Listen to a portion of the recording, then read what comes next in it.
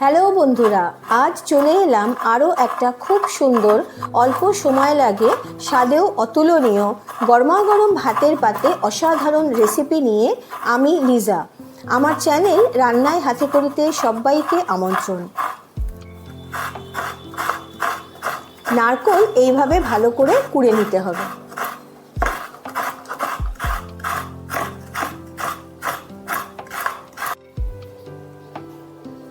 নারকেল কুড়োনোর সাথে সাথে আমি নিয়েছি কিছু কাঁচা লঙ্কা, 4টে মতো পেঁয়াজ, আর নিয়েছি 3টে মতন টমেটো। এগুলোকে একটু রেসিপি অনুযায়ী কুচিয়ে নিচ্ছি।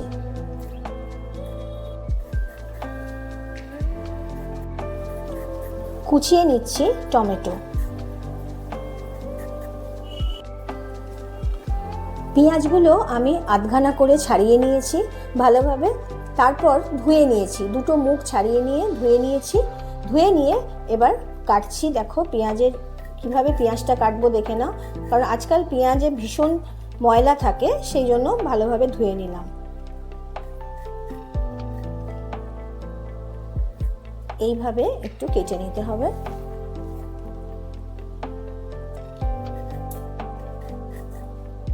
একেবারে পাতলাও হবে না, খুব যে মোটা সেটাও না।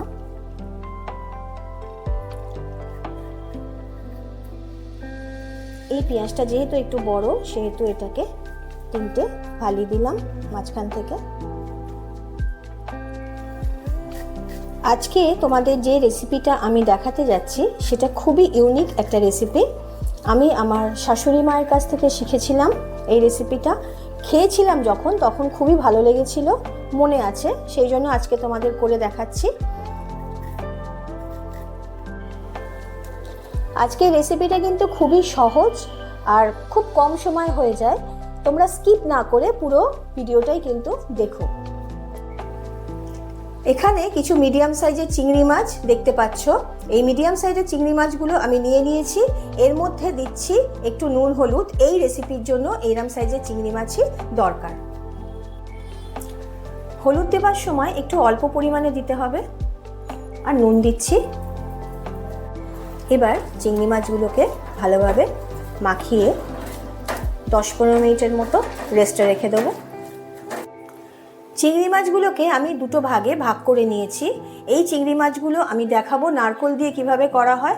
আমি তোমাদের বলে থাকি যে আমার বাড়িতে কিছুজন আছে যারা নারকেল খায় না, তাদের জন্য কিভাবে করব আজকে দেখিয়ে দেবো। দুটো ধরনের জিনিসই আমি তোমাদের দেখিয়ে দেবো। আমি নিয়ে নিলাম এখানে চিংড়ি মাছগুলো। এই বাটিতেও নিয়ে নিচ্ছি। পরিমাণ মতো নারকেল আমি চিংড়ি মাছের ওপর দিয়ে দিলাম।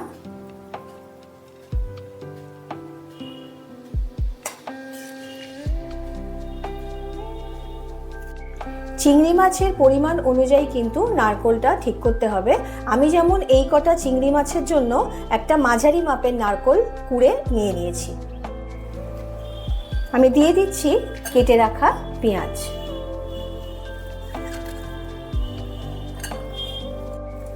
আমি এর মধ্যেও দিয়ে দিলাম।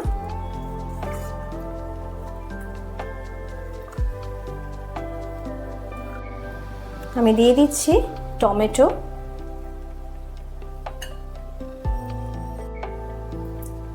যদি টমেটো খেতে অসুবিধে হয় তাহলে যারা টমেটো খাও না, মনে করবে দেবে না, তাদের জন্য বলছি তারা বীজগুলো ফেলে দিয়েও কিন্তু টমেটোটা দিতে পারো। দিয়ে দিচ্ছি কুচনো কাঁচা লঙ্কা। অবশ্যই স্বাদ মতো দেবে, যারা ঝাল বেশি খাও তাদের জন্য অবশ্যই একটু বেশি লাগবে। আমি যেটাতে নারকেল দেব না তার মধ্যে দিয়ে দিচ্ছি একটু পেঁয়াজ বাটা। আমি দিয়ে দিচ্ছি চা চামচের 1/4 চামচ মতো রসুন বাটা। আমি দিয়ে দিচ্ছি সাদা সর্ষে বাটা চা চামচের 1 চামচ মতো। আমি কিন্তু এটার জন্য নয়, শুধুমাত্র এই চিংড়ি মাছের জন্যই কিন্তু রসুন আর সর্ষেটা ব্যবহার করলাম। দিয়ে দিচ্ছি স্বাদ মতো লবণ। দিয়ে দিচ্ছি সর্ষের তেল পরিমাণ মতো। সব শেষে দিয়ে দিচ্ছি অল্প পরিমাণে রিফাইন্ড চিনি,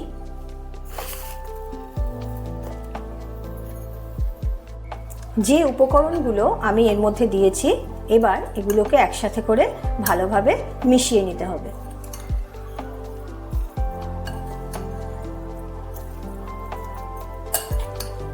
খুবই সহজ রেসিপি, এটা সময়ও খুবই কম লাগে, ওই জন্য আজকে তোমাদের সামনে আমি এই রেসিপিটা নিয়ে এলাম।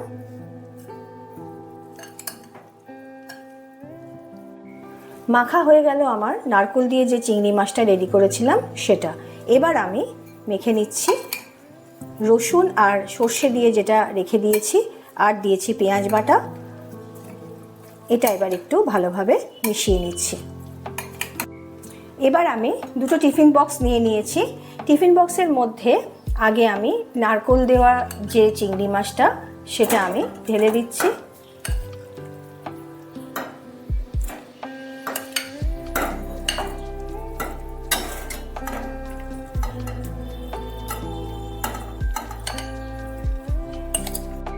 এবার আমি ঢেলে নিচ্ছি এই চিংড়ি মাছটা যেটাতে নারকেল দেওয়া নেই।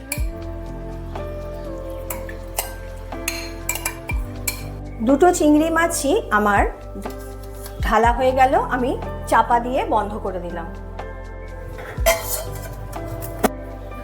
গ্যাসের উপর নিয়ে নিয়েছি আমি একটা প্রেসার কুকার আর একটা হচ্ছে কড়াই। প্রেসার কুকারে আমি জল দিয়ে দিয়েছি পরিমাণ মতো, জেলে দিলাম। একটা স্ট্যান্ডও বসিয়ে দিয়েছি। এবার আমি বসিয়ে দিচ্ছি যেটা নারকেল দেওয়া যে চিংড়ি মাছটা আমি রেডি করেছি সেইটা। বসিয়ে দিয়ে আমি ঢাকনা বন্ধ করলাম। এটা একটা সিটি হওয়া পর্যন্ত অপেক্ষা করতে হবে, খুব জোর হলে একটা সিটি তোমরা দিয়ে কিন্তু নিভিয়ে দিও। আর এখানে আমি পরিমাণ মতো জল নিয়ে নিয়েছি, গ্যাস জ্বাললাম।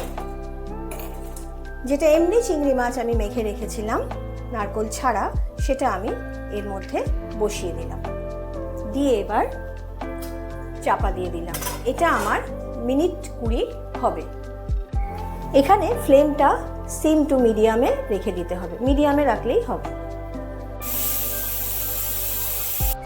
সিটি হয়ে যাওয়ার পর এটা তো বন্ধ করেই দিয়েছি, আর এটার 20 মিনিট হয়ে গেছে, এটাও আমি বন্ধ করে দিলাম। এটা এবার খুলে নিচ্ছি।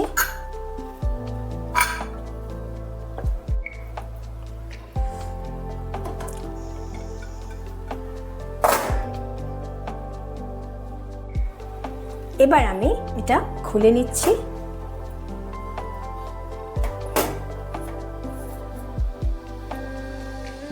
এই আমার রেডি হয়ে গেল আজকের রেসিপি নারকেল চিংড়ি ভাপা।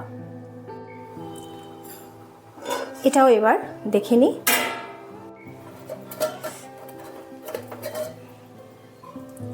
এই হয়ে গেল আর একটা যেটা করেছিলাম নারকেল ছাড়া সেই চিংড়ি মাছ। পুরো ভিডিওটা দেখার জন্য তোমাদের সবাইকে অনেক অনেক ধন্যবাদ। অবশ্যই রেসিপিটা বাড়িতে ট্রাই করে কমেন্ট করে আমাকে জানাতে কিন্তু ভুলো না। আর নতুন বন্ধুরা যারা আজ প্রথম আমার রান্নাঘরে এলে তাদেরকেও আমার অনুরোধ, সাবস্ক্রাইব করে আমার পাশে থেকো, সাথে লাইক শেয়ার করতে ভুলো না যেন। তাহলে আজকের মতন টাটা। আমি আবার চলে আসবো আগামীকাল একটা নতুন রেসিপি নিয়ে।